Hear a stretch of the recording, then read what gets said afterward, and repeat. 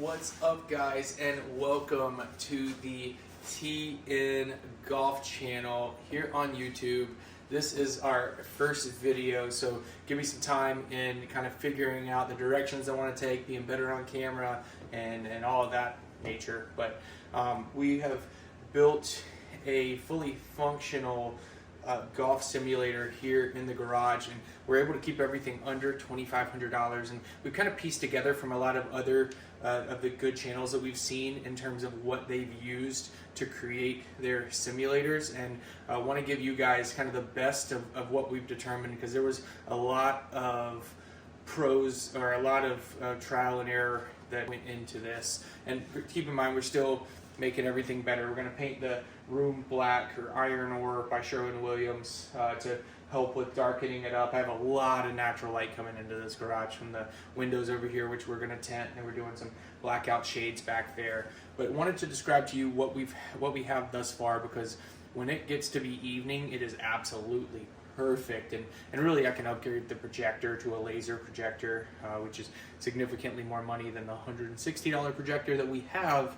But it would make it where this is a lot more present during the day on the screen. But it's good for now. We can see it perfectly, and also where that laser one is, that BenQ LT850 or LH850 ST, whatever all that stands for. But we have a 9x9 screen here, so we need a projector that shoots out 1-to-1, and there's not many that do that. So there was a little bit makeshift there, but I think you're gonna like the rest of it. And I want to go through everything that we used and did to make this right now. Now, I won't go through all the stuff that we haven't tried in this video. I will save that for another video to show you kind of what works, what doesn't work. But this is what's working right now for us, and figured we'd come show you guys on video, starting with the 10x10x10 surround net.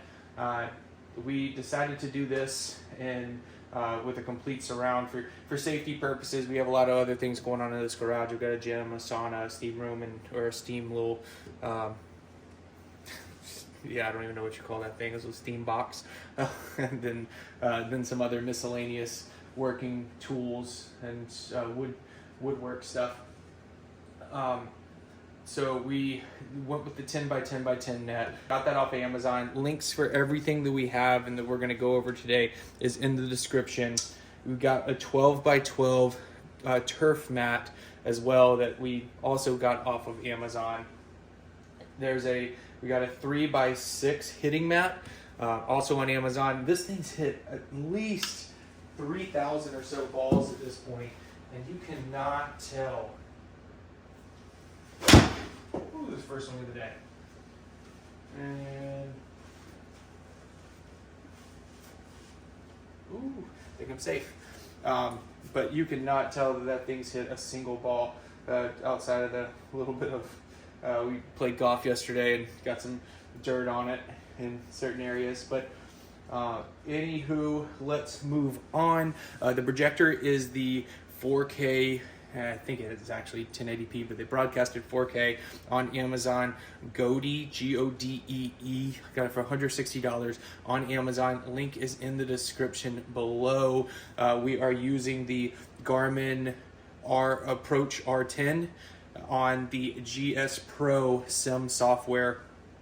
That is a little more advanced to get on your computer. I am not a tech guy. My partner is, thankfully, so we were able to get that kind of up and going.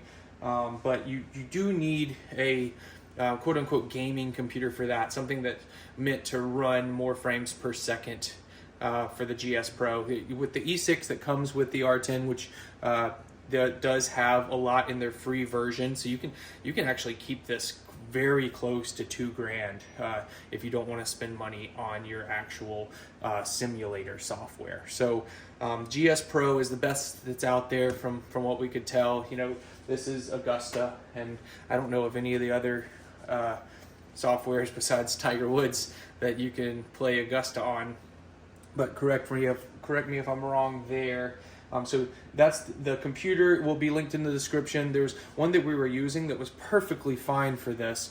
However, we upgraded because I do think we're going to upgrade the projector to get the BenQ.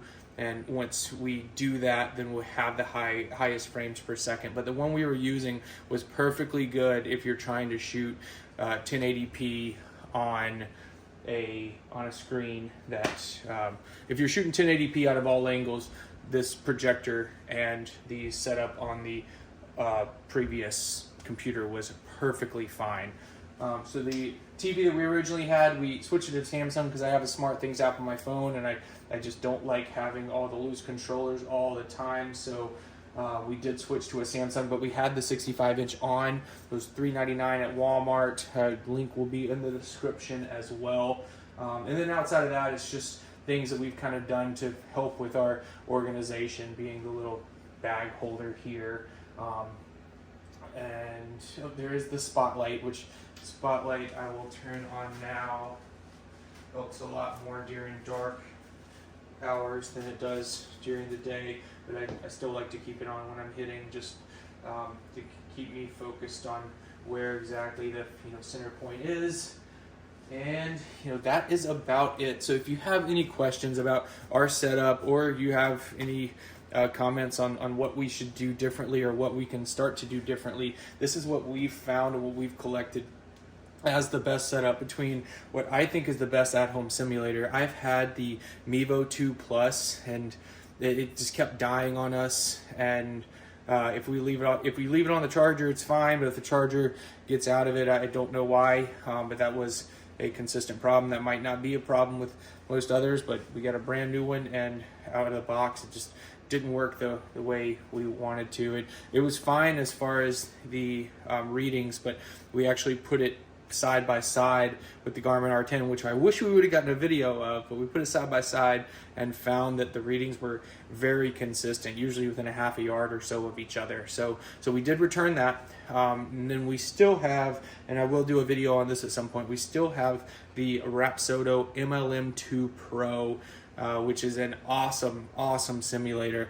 The only reason that I'm not using it right now is because it's not quite as easily compatible with the GSPro software. There is something online that I found, and I'll go into detail whenever we do set that up on the computer, but there is something online that I found that you can set it up to this. It's a little more like screen mirroring type of thing that you need to do, as opposed to a direct setup, which we have right here, right behind me. So that's it for today's video. Hope you guys enjoy it. Let me know if you have any questions, and until next time, peace.